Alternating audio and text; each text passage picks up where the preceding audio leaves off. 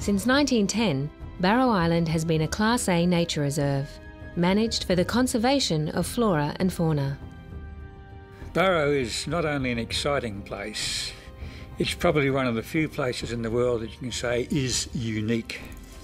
So it's quite a naturalist paradise in terms of what Australia used to be like before it was disrupted by the invasion of us modern Australians. Barrow Island is an important refuge for many rare and threatened species. That is why a major focus of operations on the island has been quarantine management, a process that has effectively protected and sustained the island's conservation values for more than 45 years. You can have development and conservation with proper management. Instead of focusing on species, we have focused on the processes that support the ecosystems that allow the species to survive. However, the scale of the Gorgon project represented a dramatic step change from the island's existing oil operation. It would be essential to demonstrate to the community and state and federal governments that we could build on our experience and further develop the existing quarantine regime into a world-class quarantine management system. It is the largest non-government quarantine exercise ever undertaken. Now, why are we doing this? Why is it so important to do this? Well, Barrow Island is a Class A nature reserve. It contains a number of species which are no longer prevalent on the mainland of Australia, and these are important species from a worldwide context. The only reason why they survive is because of the terrain in which they live, the habitat they have, and our job is to maintain the habitat. Assessing the risk to conservation values was a world first. So what would it take to introduce a world-class quarantine management system? We identified all the possible ways in which a contaminant, a non-indigenous species, could make it to Barrow Island. And we named them. We called them pathways. 13 of these pathways were identified and included plant and mobile equipment, people and luggage, food and perishables, sand and aggregate, marine vessels and modules. And each pathway was examined for the unique risks associated with it. Then, barriers were developed for each pathway. Then the barrier would be tested and tested and tested until we're happy with the effectiveness of the barrier. The barriers developed reduced the risk of non-Indigenous introductions to Barrow Island to a level that government and the community consider suitably low.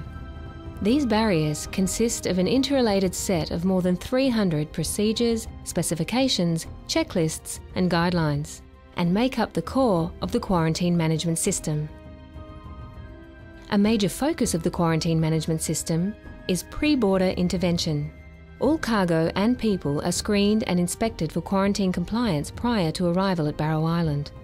The pre-border prevention program is supported by unique quarantine designs and innovations, ranging from the design of supply bases to container requirements, trailer dimensions that support washing, automated washing systems, wrapping, chemical treatment, and innovative fumigation options.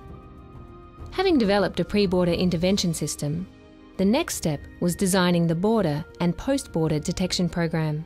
This consists of 3 tiers: observation, surveillance, and monitoring. The observation component engages directly with the workforce. We then went out and developed a fantastic training program, not only for quarantine staff, but for all project staff. The project will have around 15,000 people for the lifetime of the project. All of them will walk away from this project informed as to the biosecurity risks, the quarantine risks, not only for Barrow Island, but when they go back to their place of work or their homes, they'll take this with them. And all told, we're going to end up with a more informed community. The surveillance component involves regularly monitoring the island for the presence of any non-Indigenous marine or terrestrial species. Doing that requires the efforts from invertebrate specialists, insect specialists, from rodent specialists, from plant specialists. Everybody within this model of ours works equally hard at pushing the boundaries of what surveillance can do. The world has recognized that. The world has recognized that this is possibly the most comprehensive surveillance program ever implemented in Australia. But at other times, How could the workforce contribute to surveillance? We went and we digitized high-resolution images of all these species that we got into three-dimensional images that we've put on a website where every person can go to and go compare notes. And the resolution here is right up to the micro scale. The ability it's created for us is that if we need to know what the name of the species is and whether it occurs on Barrow Island, we don't have to wait for a taxonomist to tell us, yes, this is a species native, or no, it's possibly a species not native.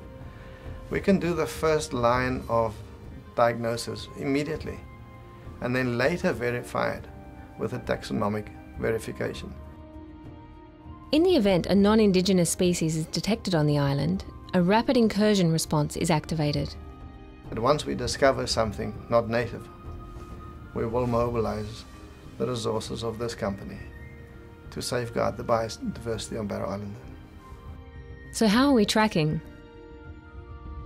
To date, we have mobilised 117 marine vessels around Barrow Island, added more than 1,500 beds to the accommodation facilities on Barrow Island, sent 1,300 truckloads of material to Dampier, inducted more than 5,000 people into the project, trained more than 10,000 people in our quarantine awareness, flown 68,000 people to Barrow Island, shipped 198,000 tonnes of freight to Barrow Island, and served over 1 million meals to our island workforce.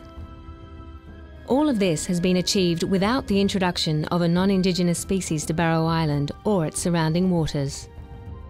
The Western Australian Environmental Protection Authority regards the Gorgon quarantine management system as likely to be world's best practice.